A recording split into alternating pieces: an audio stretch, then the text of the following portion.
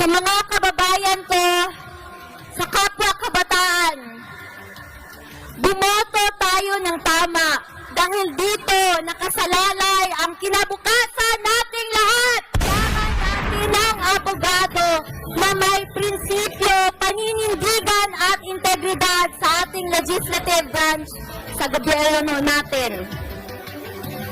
Tito Rodante Marcoleta, my senator. Number 38 sa balota. Pero ma'am sir, ito talaga binilin sa akin ni former president nung kami nabisita ko siya.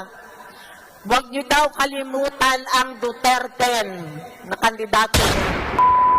Ako si Veronica Kitty Duterte, bunsong anak ni Pangulong Rodrigo Roa